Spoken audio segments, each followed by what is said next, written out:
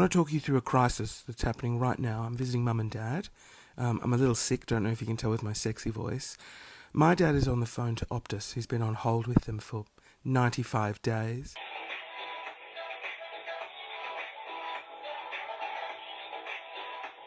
You can see he's having a banging rave in the office to that amazing on-hold music. He can't receive emails. He can send them, but he can't receive them. So he's had this problem before, so he's called them up, and he's gone, "Oh, hi guys, it's happened again. Can't receive emails." And then they go, "Okay, cool. We're going to email you a passcode. Can you just read that back to me so we can authenticate who you are?" And Dad's like, "Oh, but I'm not receiving any emails. Can you text me the code?" And they're like, "Nope. We're just going to email you a code. Can you read back the email?" And Dad's like, "Now, if I'm not getting any emails, there's no point in you sending me the code via email." So this back and forth exchange happened. And Dad's like, "Look, last time you texted me a code. Can you just text me a code?" We just go back to that system where you identify me with a 4-number code via a text. So I'm just like, "Sorry, sir, we can't do that for security reasons," which I found absolutely hilarious considering this is Optus. What, suddenly they now care about people's privacy and data. So now they're transferring Dad to someone more senior and they pop him on hold.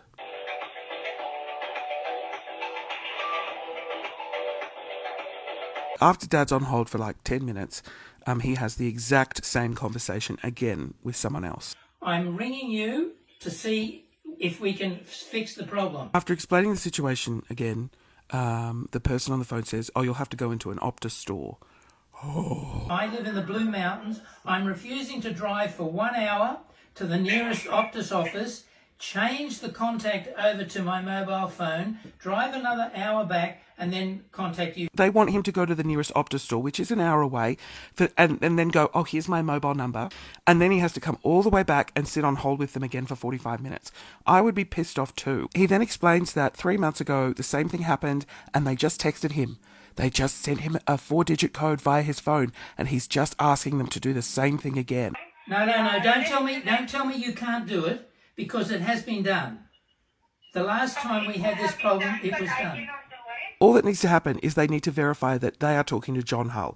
And it's fucking ridiculous. He hands over his license. That's not linked to his account. His Medicare card. That's also not linked to his account. He literally has his bill in front of him with his account number. And he even says, "I pay $88 a fucking month for what?" So basically Optus are unable to verify that they're talking to who they think they're talking to. Which to me is a fucking joke because he's been with them for years. But then they pop Dad back on hold and they say they're going to transfer him to a more technical team.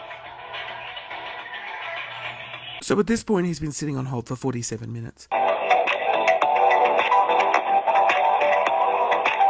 Mum and I are losing our minds because this whole hold music is billowing throughout the entire house.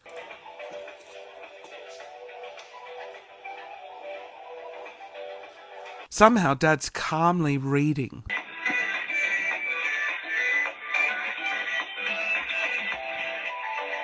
So Dad sits on the phone for a further half an hour and then someone finally picks up the call and it's the original guy who he called. It's not the technical team. And the guy says, "So sorry, sir.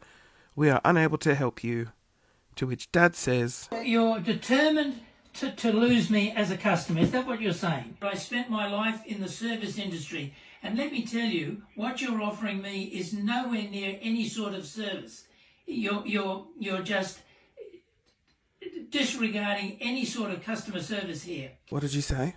"I'm just jumping in the car to go down to Penrith."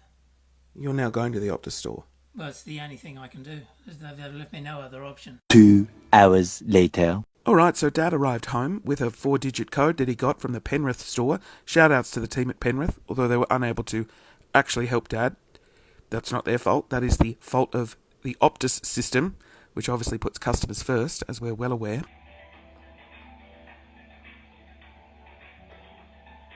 Yeah, I'm here. So after a 6-hour ordeal, they were able to get into his account to tell him that he is not receiving emails because his inbox storage is full.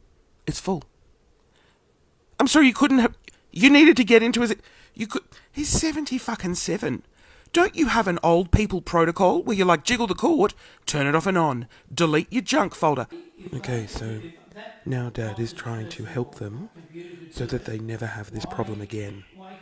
And I'm like, Dad, just hang up the phone. At some stage I might get you to try and delete some emails off some of these